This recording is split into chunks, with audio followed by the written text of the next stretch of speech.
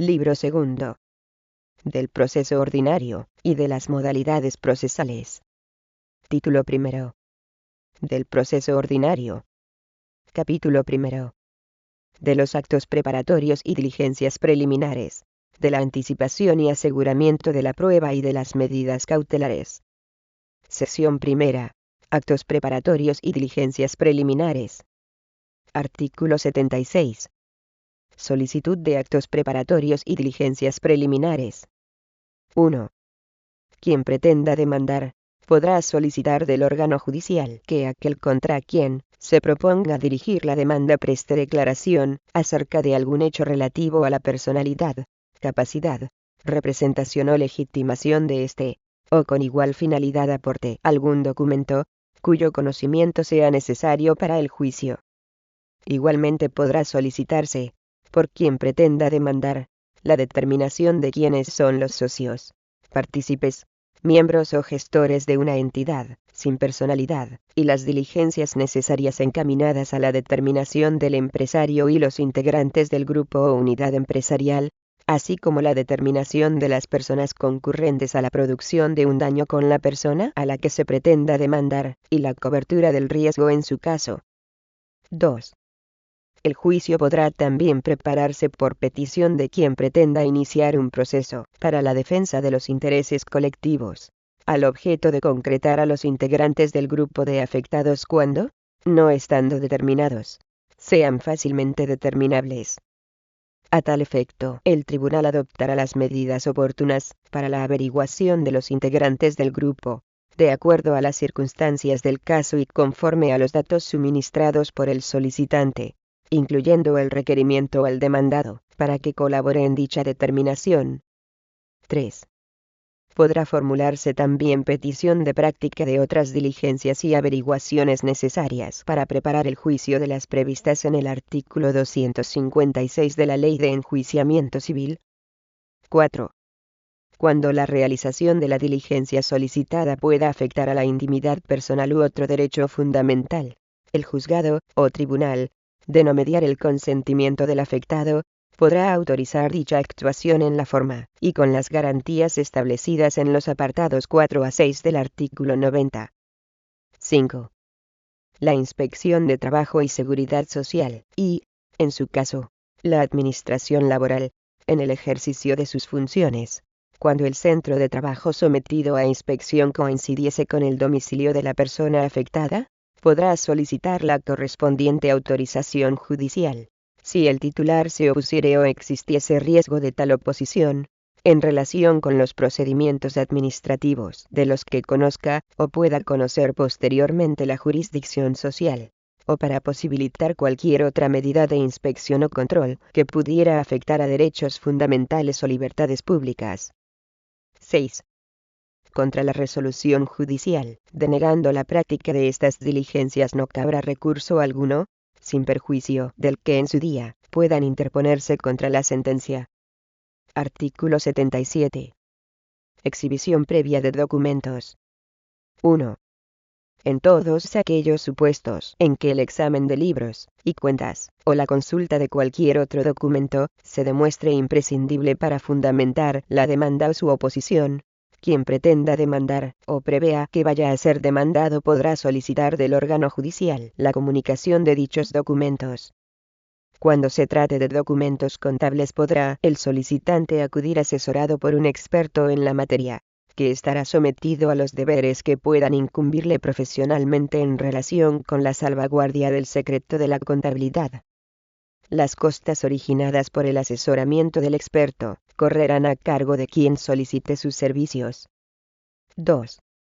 El órgano judicial resolverá por auto, dentro del segundo día, lo que estime procedente, fijando la forma de llevar a efecto la comunicación de dichos elementos, y adoptando, en su caso, las medidas necesarias para que el examen se lleve a efecto de la forma menos gravosa, y sin que la documentación salga del poder de su titular, a cuyo efecto podrá disponer que la parte en cuyo poder obren los documentos facilite a la parte interesada, o a su experto contable, una copia de los mismos, en soportes preferiblemente electrónico, permitiendo el cotejo de dicha copia o versión con el documento original.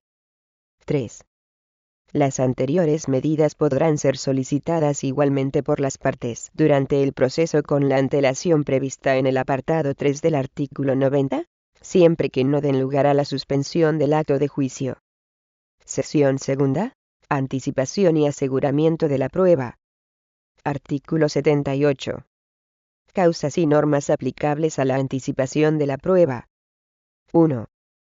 Quien pretenda demandar, o presuma que va a ser demandado, podrá solicitar previamente del juez o tribunal la práctica anticipada de algún medio de prueba cuando exista el temor fundado de que, por causa de las personas o del estado de las cosas, dichos actos no puedan realizarse en el momento procesal generalmente previsto, o cuya realización presente graves dificultades en dicho momento, incluido el examen de testigos, cuando por la edad avanzada de alguno de estos, peligro inminente de su vida, proximidad de una ausencia o estancia en un lugar con el que sean imposibles o difíciles las comunicaciones, o cualquier otro motivo grave y justificado, sea presumible que no va a ser posible mantener su derecho por falta de justificación.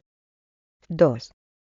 Cualquiera de las partes, una vez iniciado el proceso, pero en todo caso, sin dar lugar a suspensión del acto de juicio, podrá solicitar la práctica anticipada de pruebas que no puedan ser realizadas en el acto del juicio, o cuya realización presente graves dificultades en dicho momento. El juez o tribunal decidirá lo pertinente para su práctica en los términos previstos por la norma que regule el medio de prueba correspondiente, y con sujeción en los demás, en cuanto resulte aplicable, a lo dispuesto en los artículos 293 a 297, y apartado 1 del artículo 298 de la Ley 1/2000, de 7 de enero, de enjuiciamiento civil. Contra la resolución denegatoria no cabrá recurso alguno, sin perjuicio del que, por este motivo, pueda interponerse en su día contra la sentencia. Sección tercera. Medidas cautelares. Artículo 79. Régimen aplicable para la adopción de medidas cautelares. 1. Las medidas cautelares que resulten necesarias para asegurar la efectividad de la tutela judicial que pudiera acordarse en sentencia, se regirán por lo dispuesto en los artículos 721 a 747 de la Ley de Enjuiciamiento Civil, con la necesaria adaptación a las particularidades del proceso social y oídas las partes. Si bien podrá anticiparse en forma motivada la efectividad de las medidas cuando el solicitante así lo pida, y acredite que concurren razones de urgencia, o que la audiencia previa puede comprometer el buen fin de la medida cautelar. Cuando el proceso verse sobre la impugnación de actos de administraciones públicas en materia laboral y de seguridad social, la adopción de medidas cautelares se regirá, en lo no previsto en esta ley, por lo dispuesto en la Ley 29/1998, de 13 de julio, reguladora de la jurisdicción contencioso-administrativa, en sus artículos 129 a 136. Los trabajadores y beneficiarios de prestaciones de seguridad social, y los sindicatos, en cuanto ostentan la representación colectiva de sus intereses, así como las asociaciones representativas de los trabajadores autónomos económicamente dependientes, estarán exentos de la prestación de cauciones, garantías e indemnizaciones relacionadas con las medidas cautelares que pudieran acordarse. 2.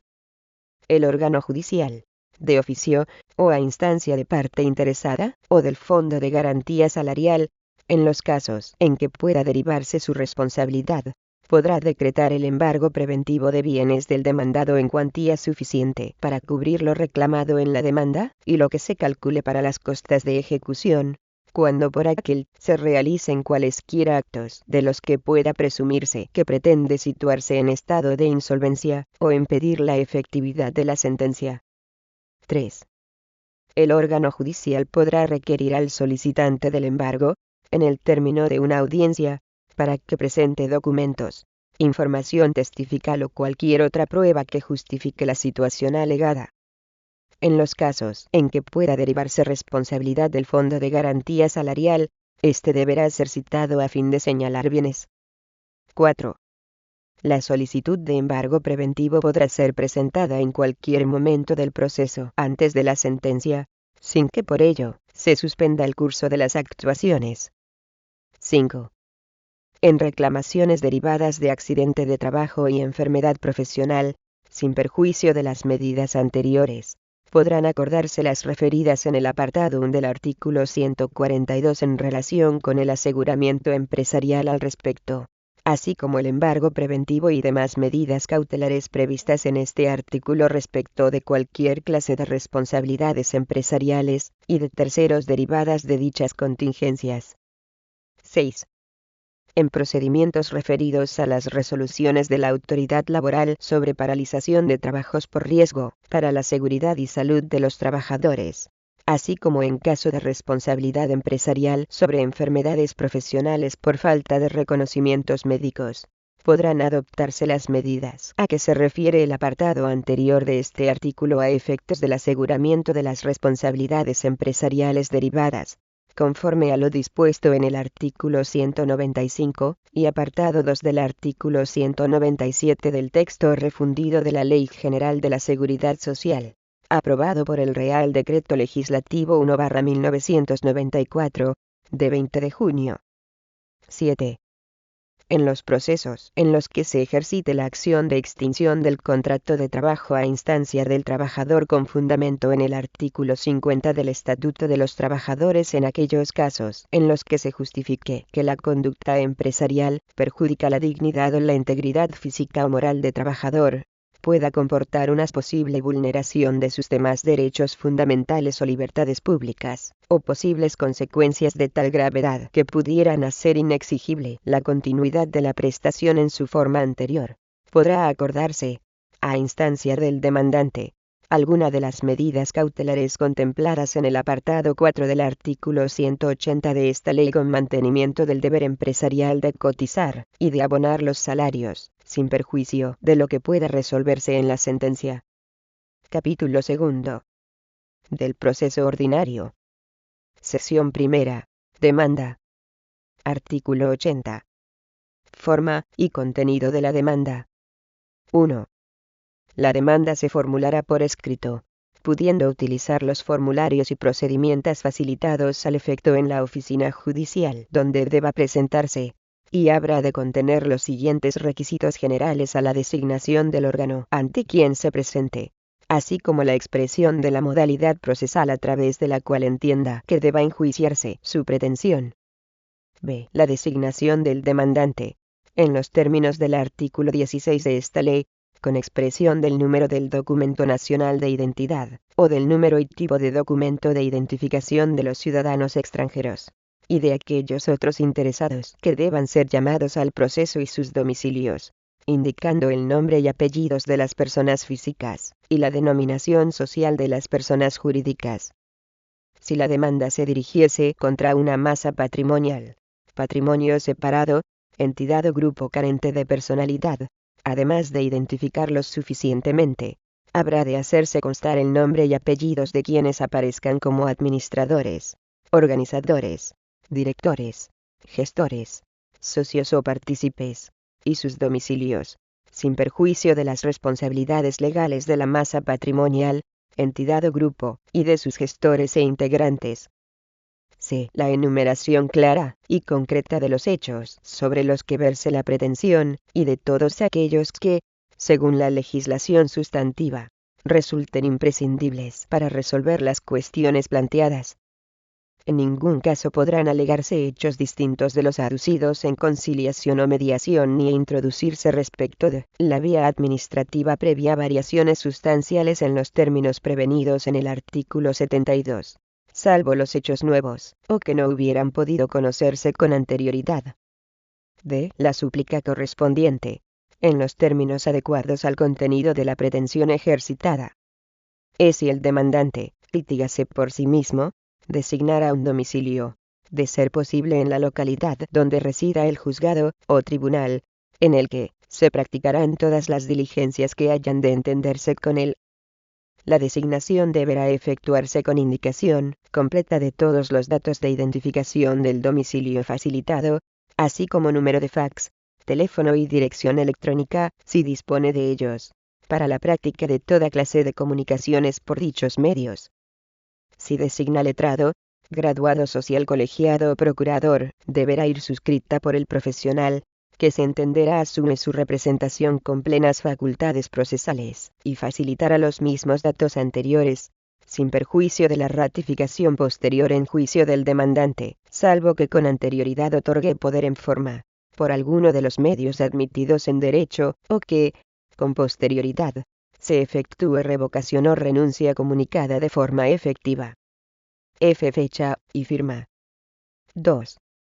De la demanda y documentos que la acompañan, se presentarán por el actor tantas copias como demandados y demás interesados en el proceso haya, así como para el Ministerio Fiscal, en los casos en que legalmente deba intervenir, así como de los demás documentos requeridos según la modalidad procesal aplicable.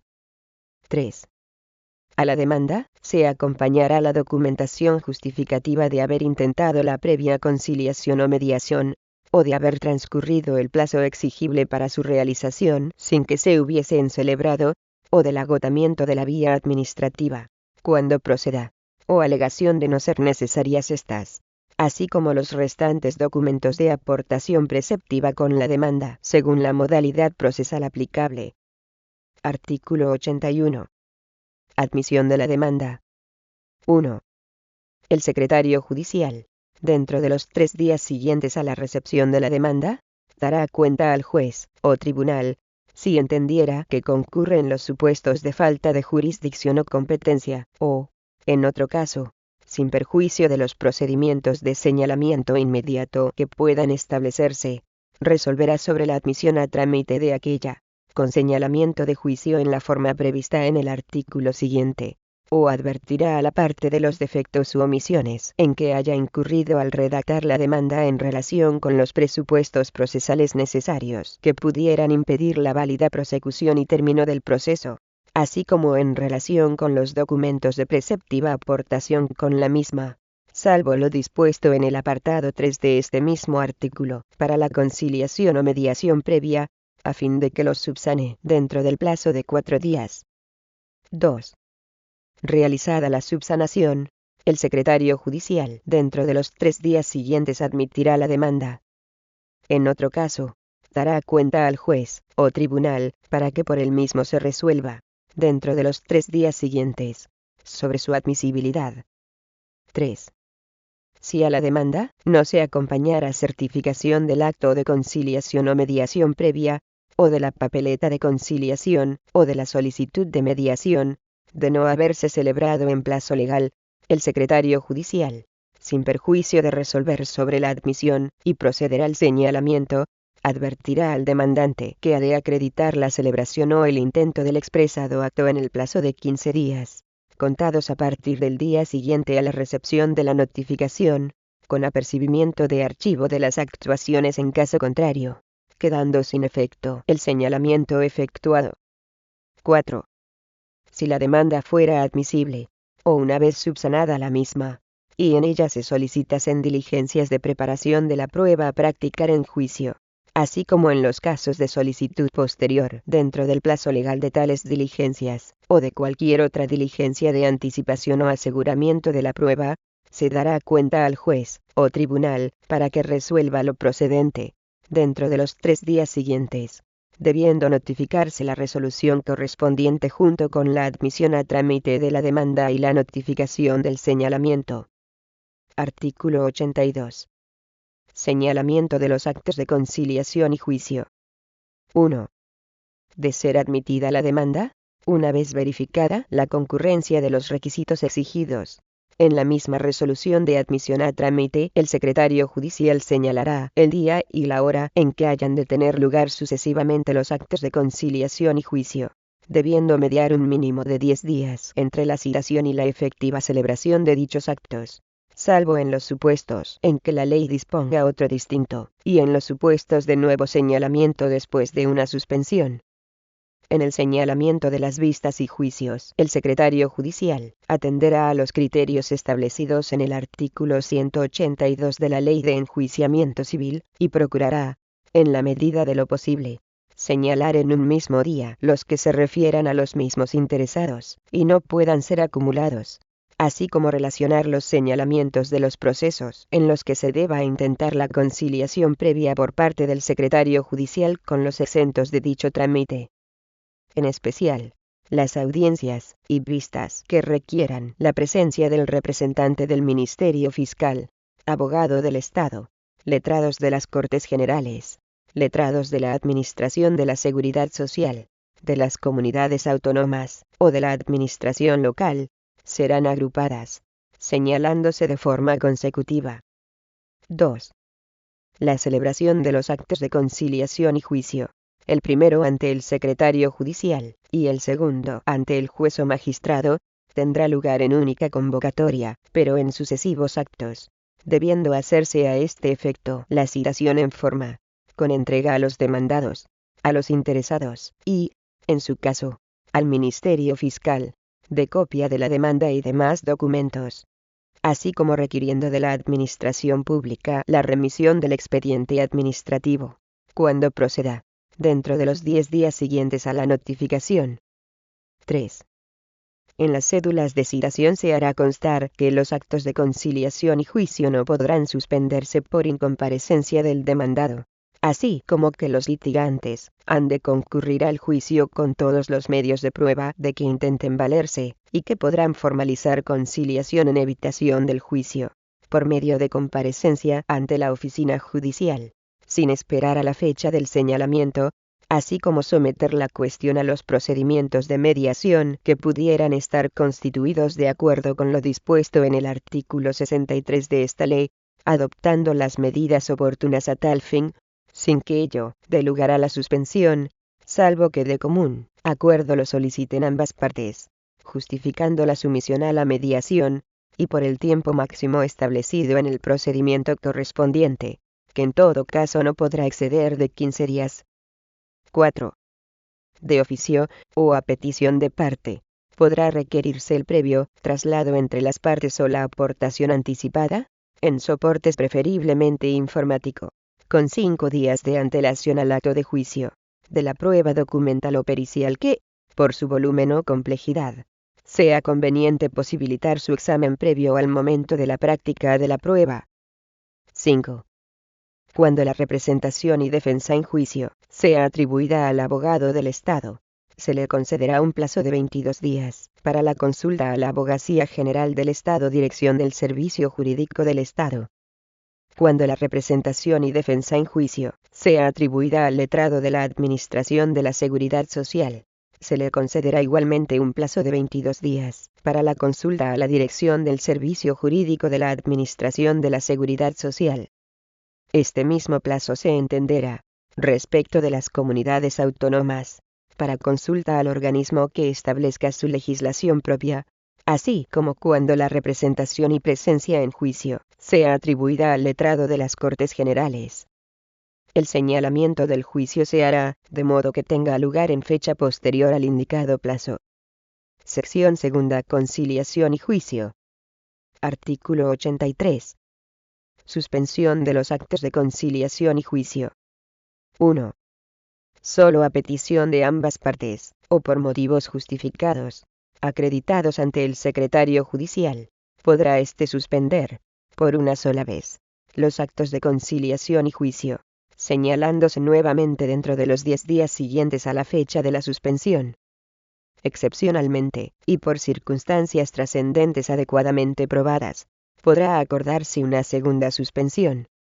En caso de coincidencia de señalamientos, de no ser posible la sustitución dentro de la misma representación o defensa, una vez justificados los requisitos del ordinal 6 del apartado 1 del artículo 188 de la Ley de Enjuiciamiento Civil, previa comunicación por el solicitante a los demás profesionales, siempre que consten sus datos en el procedimiento, se procurará, ante todo, acomodar el señalamiento dentro de la misma fecha y, en su defecto, habilitar nuevo señalamiento, adoptando las medidas necesarias para evitar nuevas coincidencias. 2.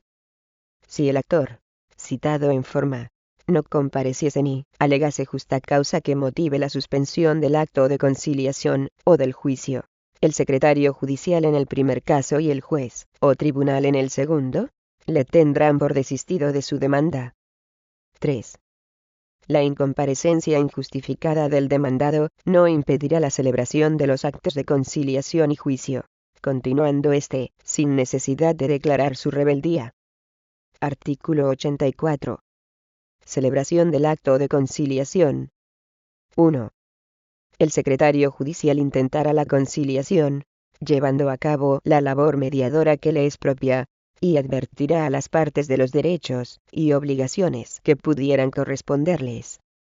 Si las partes alcanzan la avenencia, dictará decreto aprobándola y acordando, además, el archivo de las actuaciones.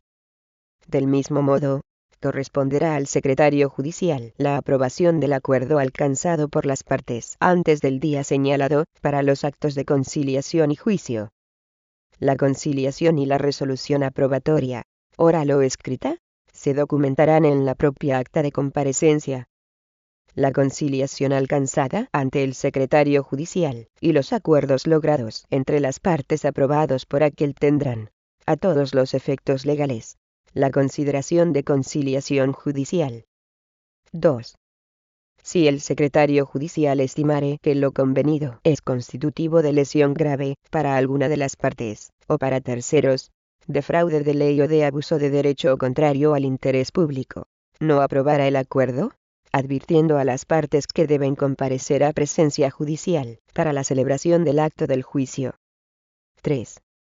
En caso de no haber avenencia ante el secretario judicial y procederse a la celebración del juicio, la aprobación del acuerdo conciliatorio que, en su caso, alcanzasen las partes en dicho momento corresponderá al juez o tribunal ante el que se hubiere obtenido mediante resolución oral o escrita documentada en el propio acuerdo. Solo cabrá nueva intervención del secretario judicial, aprobando un acuerdo entre las partes, si el acto del juicio se llegase a suspender por cualquier causa. 4. Del acto de conciliación, se extenderá la correspondiente acta. 5. La conciliación y los acuerdos entre las partes aprobados por el secretario judicial, o, en su caso, por el juez o tribunal se llevarán a efecto por los trámites de la ejecución de sentencias. 6. La acción para impugnar la validez de la conciliación se ejercitará ante el mismo juzgado o tribunal al que hubiera correspondido la demanda, por los trámites y con los recursos establecidos en esta ley. La acción caducará a los 30 días de la fecha de su celebración. Para los terceros perjudicados, el plazo contará desde que pudieran haber conocido el acuerdo. Las partes podrán ejercitar la acción de nulidad por las causas que invalidan los contratos y la impugnación por los posibles terceros perjudicados podrá fundamentarse en ilegalidad o lesividad. Artículo 85. Celebración del juicio. 1. Si no hubiera avenencia en conciliación, se pasará seguidamente a juicio, y se dará cuenta de lo actuado. Con carácter previo se resolverá, motivadamente, en forma oral y oídas las partes, sobre las cuestiones previas que se puedan formular en ese acto, así como sobre los recursos, u otras incidencias pendientes de resolución, sin perjuicio de la ulterior sucinta fundamentación en la sentencia, cuando proceda. Igualmente serán oídas las partes, y, en su caso, se resolverá, motivadamente, y en forma oral, lo procedente sobre las cuestiones que el juez o tribunal pueda plantear en ese momento sobre su competencia, los presupuestos de la demanda o el alcance y límites de la pretensión formulada, respetando las garantías procesales de las partes, y sin prejuzgar el fondo del asunto. A continuación, el demandante ratificará o ampliará su demanda, aunque en ningún caso podrá hacer en ella variación sustancial. 2. El demandado contestará afirmando o negando concretamente los hechos de la demanda, y alegando cuantas excepciones estime procedentes. 3. Únicamente podrá formular reconvención cuando la hubiese anunciado en la conciliación previa al proceso, o en la contestación a la reclamación previa en materia de prestaciones de seguridad social, o resolución que agote la vía administrativa, y hubiese expresado en esencia los hechos en que se funda, y la petición en que se concreta.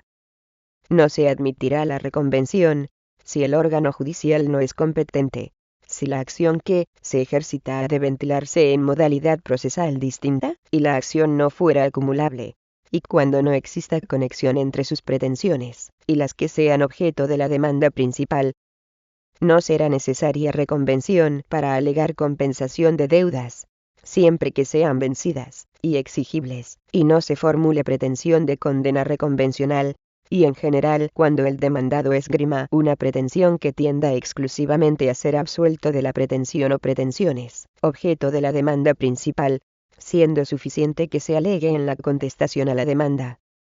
Si la obligación precisa de determinación judicial por no ser líquida con antelación al juicio, será necesario expresar concretamente los hechos que fundamenten la excepción y la forma de liquidación de la deuda, así como haber anunciado la misma en la conciliación o mediación previas, o en la reclamación en materia de prestaciones de seguridad social, o resolución que agoten la vía administrativa. Formulada la reconvención, se dará traslado a las demás partes para su contestación en los términos establecidos para la demanda. El mismo trámite de traslado se acordará para dar respuesta a las excepciones procesales, caso de ser alegadas. 4. Las partes harán uso de la palabra cuantas veces el juez o tribunal lo estime necesario. 5. Asimismo, en este acto, las partes podrán alegar cuanto estimen conveniente a efectos de lo dispuesto en la letra B del apartado 3 del artículo 191, ofreciendo, para el momento procesal oportuno, los elementos de juicio necesarios para fundamentar sus alegaciones. No será preciso aportar pruebas sobre esta concreta cuestión cuando el hecho de que el proceso afecta a muchos trabajadores o beneficiarios sea notorio por su propia naturaleza. 6.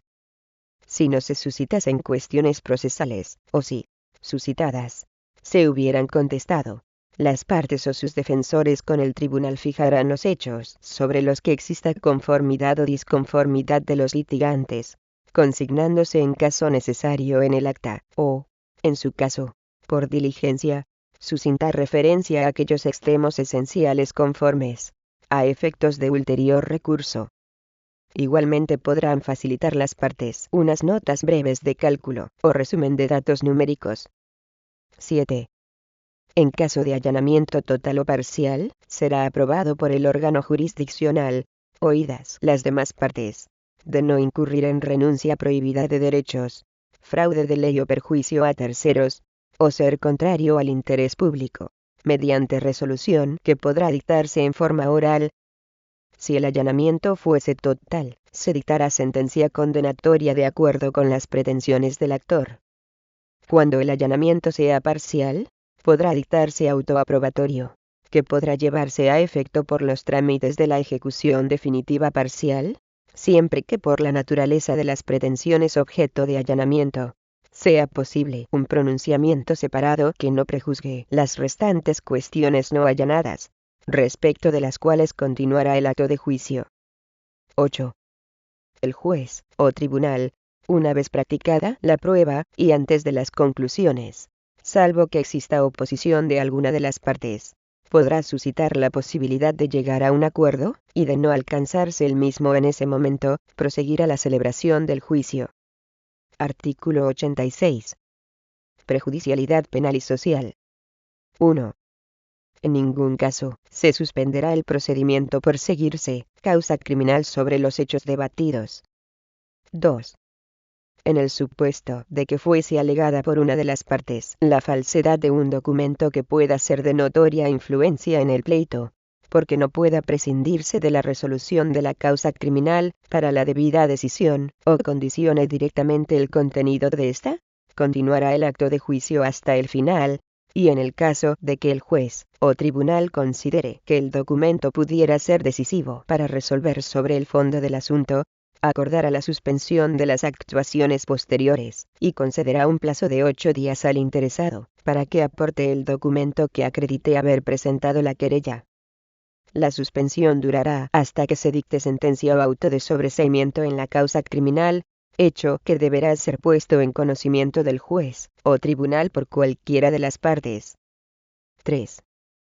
Si cualquier otra cuestión prejudicial penal diera lugar a sentencia absolutoria por inexistencia del hecho, o por no haber participado el sujeto en el mismo, quedará abierta contra la sentencia dictada por el juez, o sala de lo social, la vía de la revisión regulada en la Ley de Enjuiciamiento Civil.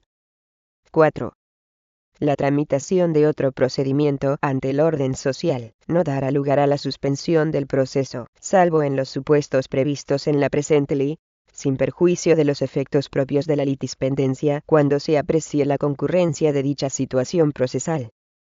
No obstante, a solicitud de ambas partes, podrá suspenderse el procedimiento hasta que recaiga resolución firme en otro procedimiento distinto, cuando en este deba resolverse la que constituya objeto principal del primer proceso.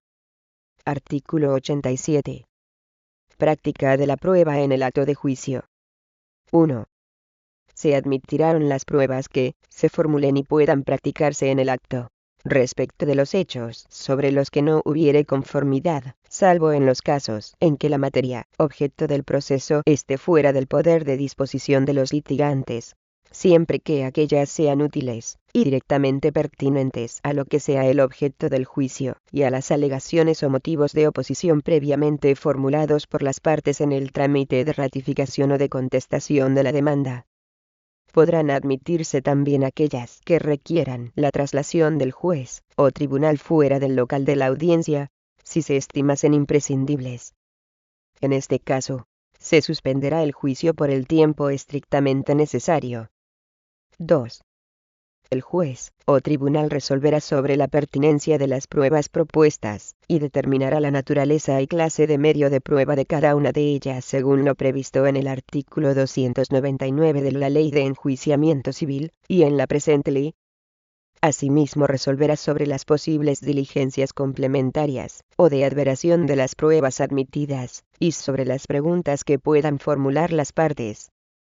La parte proponente podrá hacer constar su protesta en el acto contra la inadmisión de cualquier medio de prueba, diligencia o pregunta, consignándose en el acta la pregunta o la prueba solicitada, la resolución denegatoria, la fundamentación razonada de la denegación y la protesta, todo a efectos del correspondiente recurso contra la sentencia. Una vez comenzada la práctica de una prueba admitida, si renunciase a ella la parte que la propuso, podrá el órgano judicial, sin ulterior recurso, acordar que continúe. 3. El órgano judicial podrá hacer, tanto a las partes como a los peritos y testigos, las preguntas que estime necesarias para el esclarecimiento de los hechos. Los litigantes y los defensores podrán ejercitar el mismo derecho. El juez o tribunal, sin apartarse de las pretensiones y causa de pedir que expresen las partes en la demanda y contestación, podrá someter a las partes, para alegaciones durante el juicio, cuantas cuestiones deban ser resueltas de oficio, o resulten de la fundamentación jurídica aplicable, aun cuando hubiera sido alegada de modo incompleto o incorrecto. Igualmente podrá solicitar alegaciones sobre los posibles pronunciamientos derivados que por mandato legal, o por conexión o consecuencia, resulten necesariamente de las pretensiones formuladas por las partes.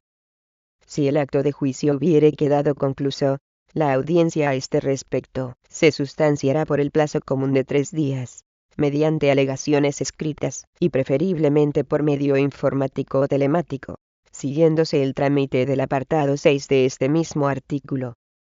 4.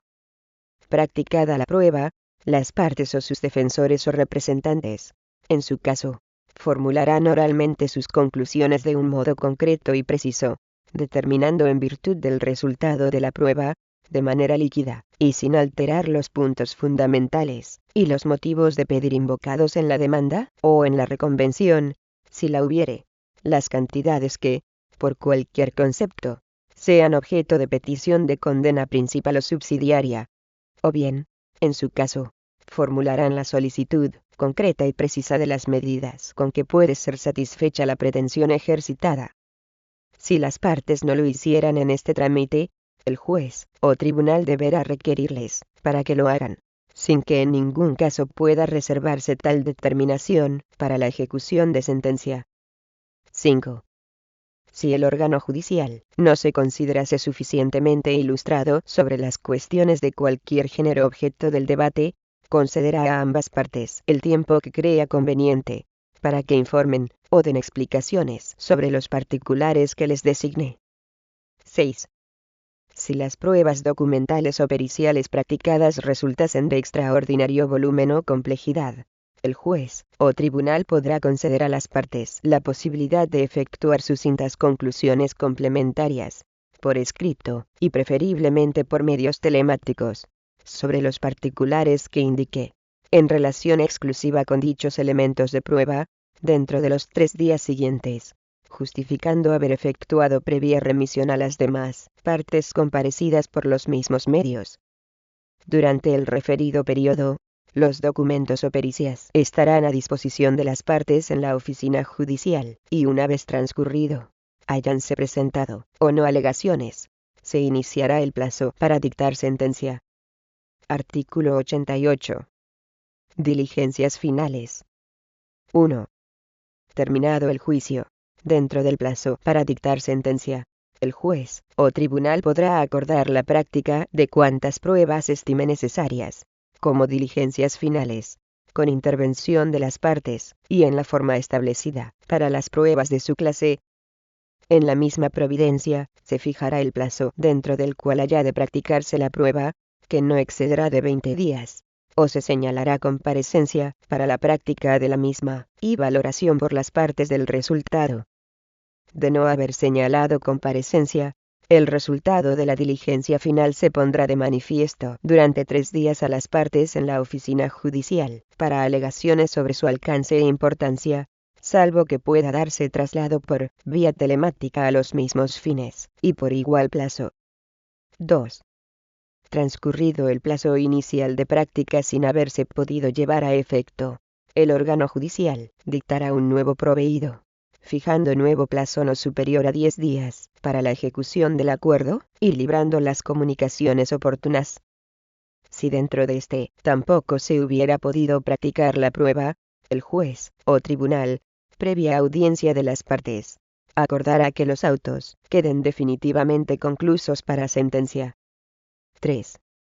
Si la diligencia consistiere en el interrogatorio de parte, o en la aportación de algún documento por alguna de las partes y ésta no compareciese, o no lo presentase, sin causa justificada en el plazo fijado, podrán estimarse probadas las alegaciones hechas por la parte contraria en relación con la prueba acordada. Artículo 89. Documentación del acto de juicio. 1. El desarrollo de las sesiones del juicio oral se registrará en soporte el acto, para la grabación y reproducción del sonido y de la imagen. El secretario judicial deberá custodiar el documento electrónico que sirva de soporte a la grabación. Las partes podrán pedir, a su costa, copia de las grabaciones originales. 2. Siempre que se cuente con los medios tecnológicos necesarios, el secretario judicial garantizará la autenticidad e integridad de lo grabado o reproducido mediante la utilización de la firma electrónica reconocida u otro sistema de seguridad que conforme a la ley ofrezca tales garantías. En este caso, la celebración del acto no requerirá la presencia en la sala del secretario judicial salvo que lo hubieran solicitado las partes, al menos 2 días antes de la celebración de la vista, o que excepcionalmente lo considere necesario el secretario judicial, atendiendo a la complejidad del asunto, al número y naturaleza de las pruebas a practicar, al número de intervinientes, a la posibilidad de que se produzcan incidencias que no pudieran registrarse, o a la concurrencia de otras circunstancias igualmente excepcionales que lo justifiquen, supuesto en el cual el secretario judicial extenderá acta sucinta en los términos previstos en el apartado siguiente. 3. Si los mecanismos de garantía previstos en el apartado anterior no se pudiesen utilizar, el secretario judicial deberá consignar en el acta, al menos, los siguientes datos: lugar y fecha de celebración, juez o tribunal que preside el acto, peticiones y propuestas de las partes, medios de prueba propuestos por ellas, declaración de su pertinencia o impertinencia, resoluciones que adopte el juez o tribunal, así como las circunstancias e incidencias que no pudieran constar en aquel soporte. 4.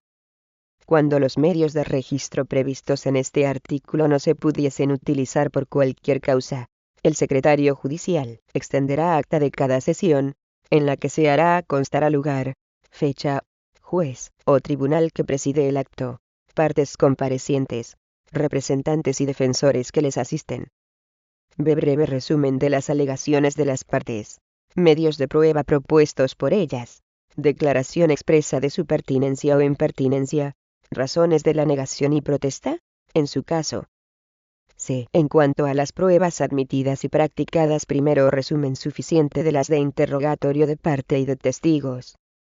Segundo, relación circunstanciada de los documentos presentados, o datos suficientes que permitan identificarlos, en el caso de que su excesivo número haga desaconsejable la citada relación. Tercero, relación de las incidencias planteadas en el juicio respecto a la prueba documental. Cuarto, resumen suficiente de los informes periciales, así como también de la resolución del juez o tribunal en torno a las recusaciones propuestas de los peritos.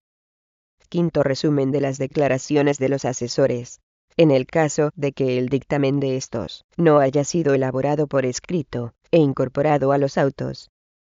De conclusiones y peticiones concretas formuladas por las partes. En caso de que fueran de condena a cantidad, deberán expresarse en el acta las cantidades que fueran objeto de ella. Declaración hecha por el juez o tribunal de conclusión de los autos, mandando traerlos a la vista para sentencia. 5.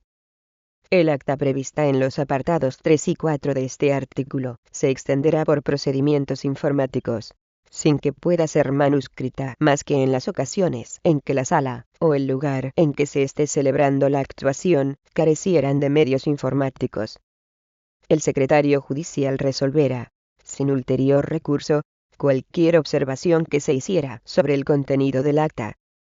El acta será firmada por el juez o tribunal en unión de las partes o de sus representantes o defensores, y de los peritos, haciendo constar si alguno de ellos no firma por no poder, no querer hacerlo, o no estar presente, firmándola por último el secretario.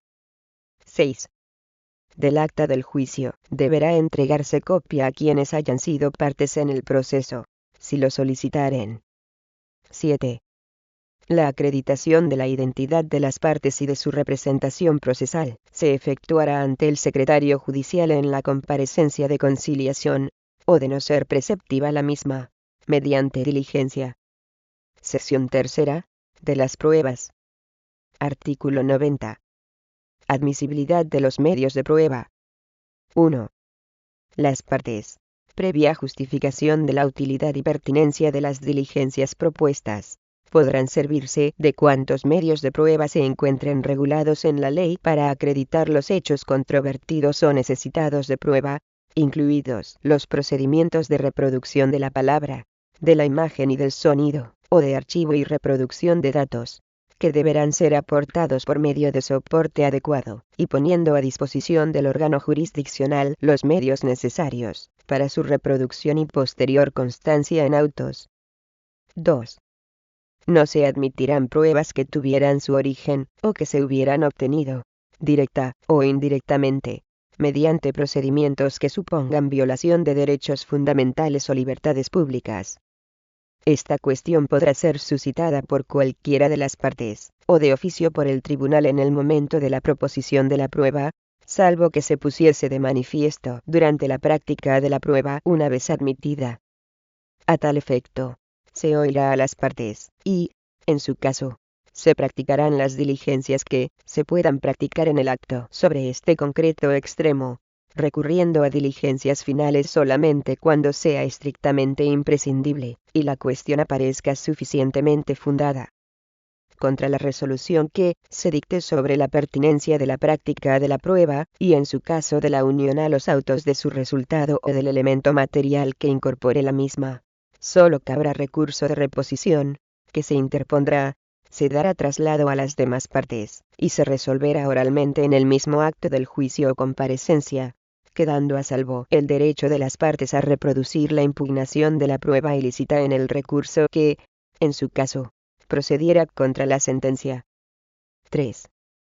Podrán asimismo solicitar, al menos con 5 días de antelación a la fecha del juicio, aquellas pruebas que, habiendo de practicarse en el mismo, requieran diligencias de citación o requerimiento, salvo cuando el señalamiento se deba efectuar con antelación menor, en cuyo caso el plazo será de 3 días. 4.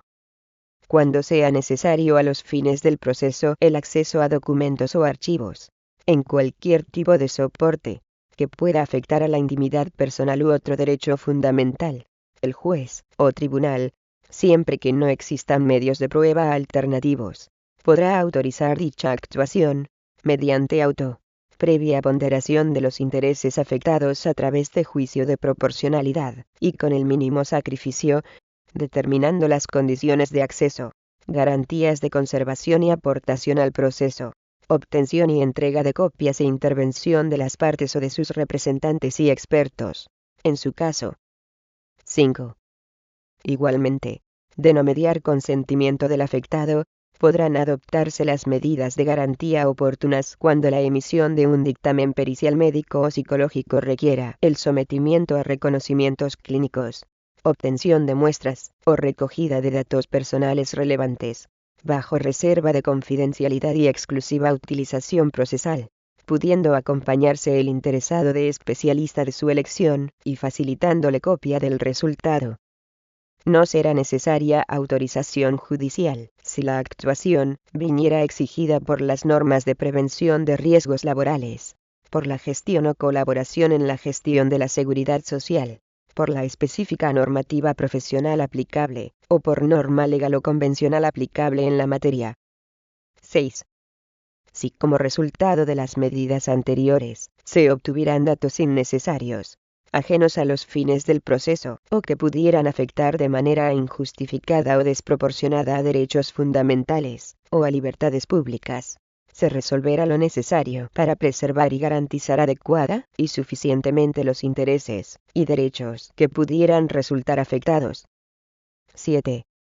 En caso de negativa injustificada de la persona afectada a la realización de las actuaciones acordadas por el órgano jurisdiccional, la parte interesada podrá solicitar la adopción de las medidas que fueran procedentes, pudiendo igualmente valorarse en la sentencia dicha conducta para tener por probados los hechos que se pretendía acreditar a través de la práctica de dichas pruebas, así como a efectos de apreciar temeridad o mala fe procesal. Artículo 91. Interrogatorio de las partes. 1. Las preguntas para la prueba de interrogatorio de parte se propondrán verbalmente, sin admisión de pliegos. 2. Si el llamado al interrogatorio no compareciese, sin justa causa a la primera citación, rehusase declarar, o persistiese en no responder afirmativa o negativamente, a pesar del apercibimiento que se le haya hecho, podrán considerarse reconocidos como ciertos en la sentencia los hechos a que se refieran las preguntas, siempre que el interrogado hubiese intervenido en ellos personalmente, y su fijación como ciertos le resultaría perjudicial en todo, o en parte. 3. El interrogatorio de las personas jurídicas privadas se practicará con quien legalmente las represente y tenga facultades para responder a tal interrogatorio. Si el representante en juicio no hubiera intervenido en los hechos, deberá aportar a juicio a la persona conocedora directa de los mismos. Con tal fin, la parte interesada podrá proponer la persona que deba someterse al interrogatorio, justificando debidamente la necesidad de dicho interrogatorio personal. 4. En caso de que el interrogatorio de personas físicas no se refiera a hechos personales, se admitirá que sea respondido en todo, o en parte por un tercero que conozca personalmente los hechos, siempre que el tercero se encuentre a disposición del juez o tribunal en ese momento, si la parte así lo solicita y acepta la responsabilidad de la declaración. 5. La declaración de las personas que hayan actuado en los hechos litigiosos en nombre del empresario, cuando sea persona jurídica privada, bajo la responsabilidad de éste, como administradores, gerentes o directivos, solamente podrá acordarse dentro del interrogatorio de la parte por cuya cuenta hubieran actuado, y en calidad de conocedores personales de los hechos, en sustitución o como complemento del interrogatorio del representante legal, salvo que, en función de la naturaleza de su intervención en los hechos y posición dentro de la estructura empresarial, por no prestar ya servicios en la empresa, o para evitar indefensión, el juez o tribunal acuerde su declaración como testigos. Las referidas prevenciones deberán advertirse expresamente al efectuar la citación para el interrogatorio en juicio. 6. En los supuestos de interrogatorio a administraciones o entidades públicas se estará a lo dispuesto en el artículo 315 de la Ley de Enjuiciamiento Civil. Artículo 92. Interrogatorio de testigos. 1. No se admitirán escritos de preguntas y repreguntas para la prueba de interrogatorio de testigos. Cuando el número de testigos fuese excesivo y, a criterio del órgano judicial, sus manifestaciones pudieran constituir inútil reiteración del testimonio sobre hechos suficientemente esclarecidos, aquel podrá limitarlos discrecionalmente. 2. Los testigos no podrán ser tachados, y únicamente en conclusiones, las partes podrán hacer las observaciones que sean oportunas respecto de sus circunstancias personales, y de la veracidad de sus manifestaciones. 3. No obstante lo dispuesto en el apartado anterior, la declaración como testigos de personas vinculadas al empresario, trabajador o beneficiario, por relación de parentesco o análoga relación de afectividad, o con posible interés real en la defensa de decisiones empresariales en las que hayan participado, o por poder tener procedimientos análogos contra el mismo empresario, o contra trabajadores en igual situación, solamente podrá proponerse cuando su testimonio tenga utilidad directa y presencial, y no se disponga de otros medios de prueba, con la advertencia a los mismos, en todo caso, de que dichas circunstancias no serán impedimento para las responsabilidades que de su declaración pudieren derivarse. Artículo 93. Prueba pericial. 1. La práctica de la prueba pericial se llevará a cabo en el acto del juicio, presentando los peritos su informe y ratificándolo. No será necesaria ratificación de los informes, de las actuaciones sobrantes en expedientes y demás documentación administrativa cuya aportación sea preceptiva según la modalidad procesal de que se trate. 2. El órgano judicial, de oficio, o a petición de parte, podrá requerir la intervención de un médico forense, en los casos en que sea necesario su informe en función de las circunstancias particulares del caso, de la especialidad requerida y de la necesidad de su intervención, a la vista de los reconocimientos e informes que constaren previamente en las actuaciones. Artículo 94. Prueba documental. 1. De la prueba documental aportada, que deberá estar adecuadamente presentada, ordenada y numerada, se dará traslado a las partes en el acto del juicio, para su examen. 2. Los documentos y otros medios de obtener certezas sobre hechos relevantes que se encuentren en poder de las partes, deberán aportarse al proceso, si hubieran sido propuestos como medio de prueba por la parte contraria y admitida ésta por el juez o tribunal, o cuando éste haya requerido su aportación. Si no se presentaren, sin causa justificada, podrán estimarse probadas las alegaciones hechas por la contraria en relación con la prueba acordada. Artículo 95. Informes de expertos. 1. Podrá el juez o tribunal, si lo estima procedente, oír el dictamen de una o varias personas expertas en la cuestión objeto del pleito, en el momento del acto del juicio, o, terminado este, como diligencia final. 2. Cuando en un proceso se discuta sobre la interpretación de un convenio colectivo, el órgano judicial podrá oír o recabar informe de la comisión paritaria del mismo. 3. Cuando en el proceso se haya suscitado una cuestión de discriminación por razón de sexo, orientación sexual, origen racial o étnico, religión o convicciones, discapacidad, edad o acoso, el juez o tribunal podrá recabar el dictamen de los organismos públicos competentes. 4. En procesos derivados de accidente de trabajo y enfermedad profesional, el órgano judicial, si lo estima procedente, podrá recabar informe de la Inspección de Trabajo y Seguridad Social, y de los organismos públicos competentes en materia de prevención y salud laboral, así como de las entidades e instituciones legalmente habilitadas al efecto. 5.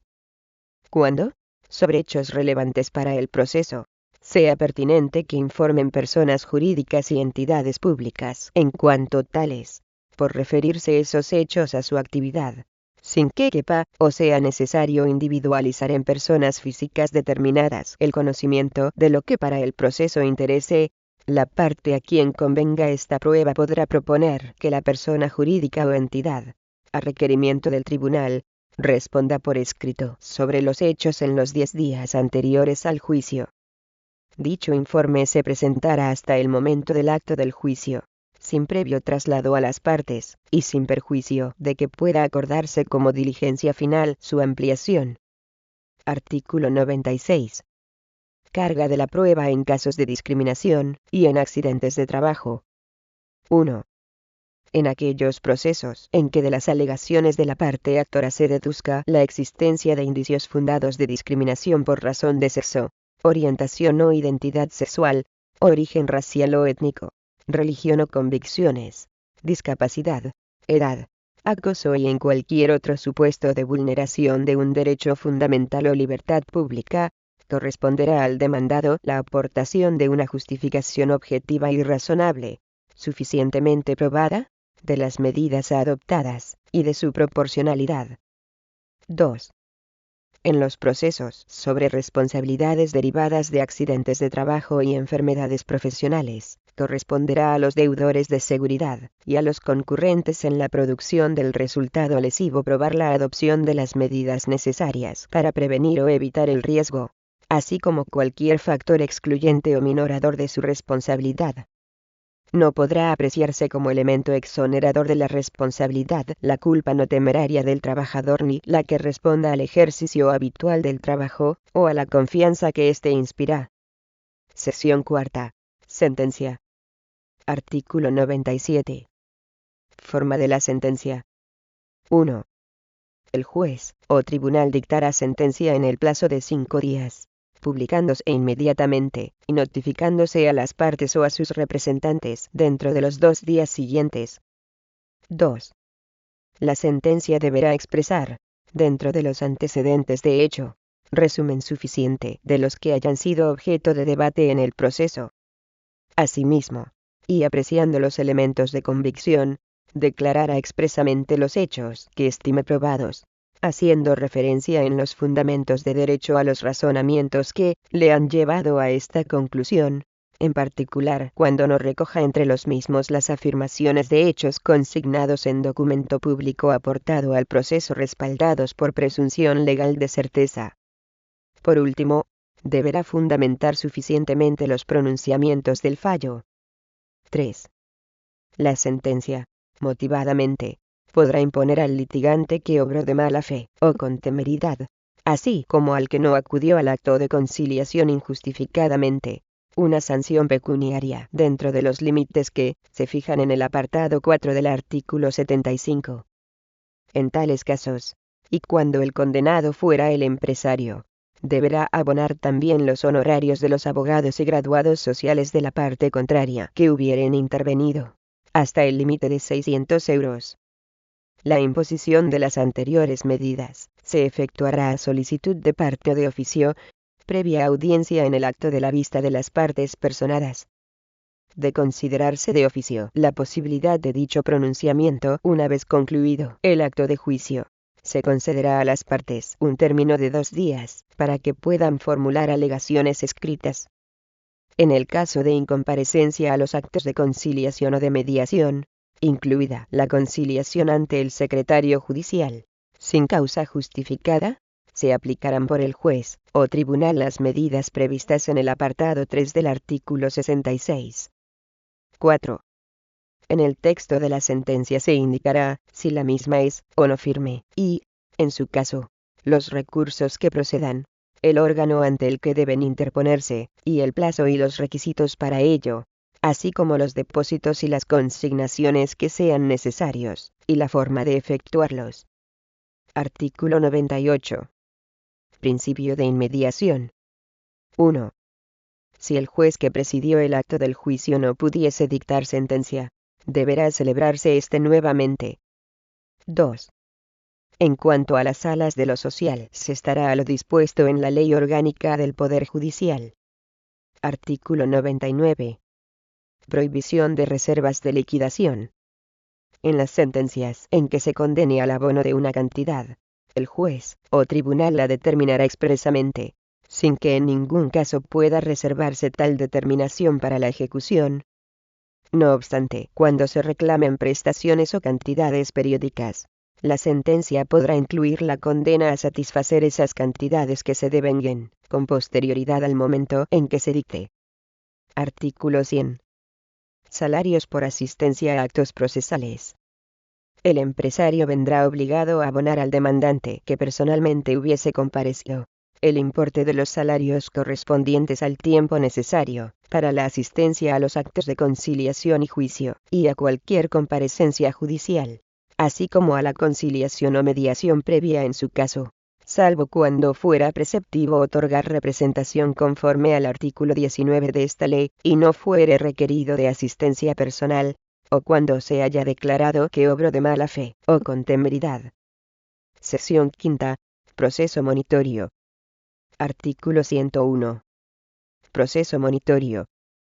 En reclamaciones frente a empresarios que no se encuentren en situación de curso, referidas a cantidades vencidas, exigibles, y de cuantía determinada, derivadas de su relación laboral, excluyendo las reclamaciones de carácter colectivo que se pudieran formular por la representación de los trabajadores, así como las que se interpongan contra las entidades gestoras o colaboradoras de la Seguridad Social, que no excedan de 6.000 euros, cuando conste la posibilidad de su notificación por los procedimientos previstos en los artículos 56 y 57 de esta ley.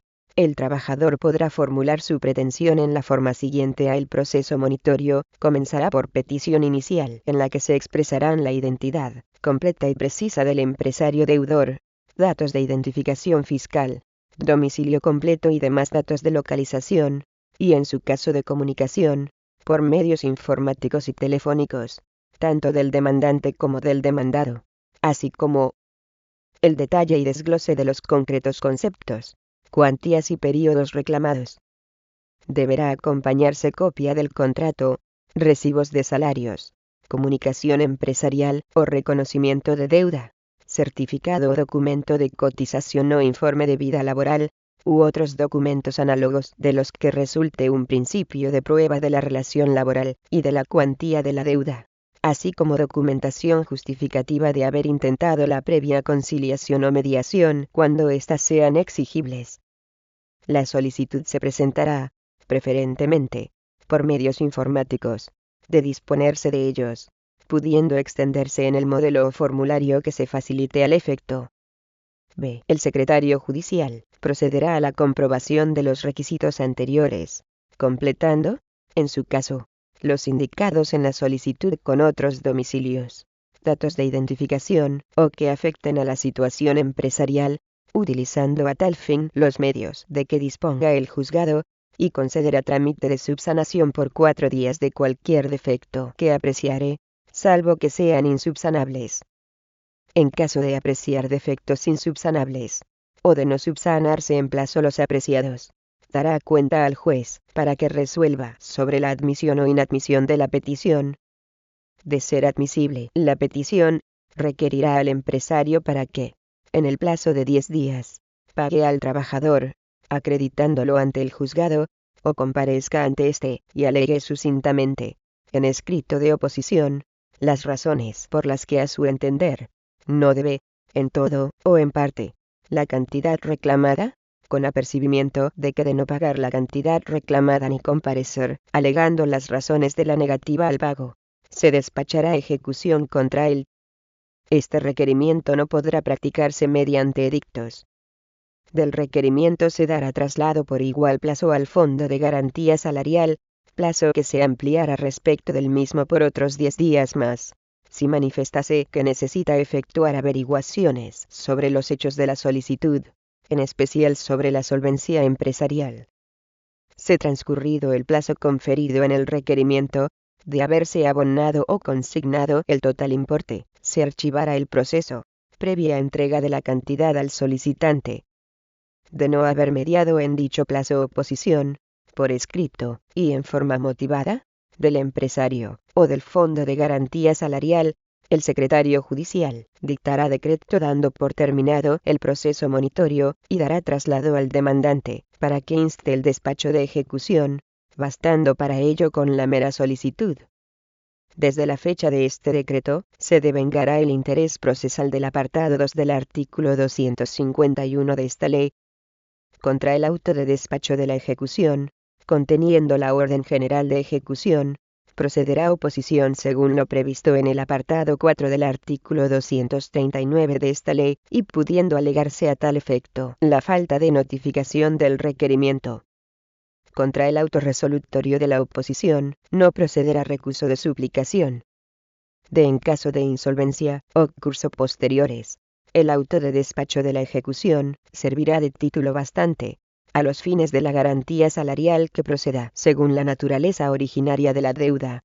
Si bien no tendrá eficacia de cosa juzgada, aunque excluirá litigio ulterior entre empresario y trabajador con idéntico objeto, y sin perjuicio de la determinación de la naturaleza salarial o indemnizatoria de la deuda y demás requisitos en el expediente administrativo oportuno frente a la institución de garantía, en su caso, si se formulase oposición en el plazo y la forma expresada en la letra B anterior, se dará traslado a la parte actora, que podrá, en los 4 días siguientes, presentar, ante el juzgado de lo social, demanda en la forma prevenida en este mismo artículo, en cuyo caso, se procederá seguidamente al señalamiento ulterior de los actos de conciliación y juicio en la forma ordinariamente prevista, sobreseyendo en caso contrario las actuaciones.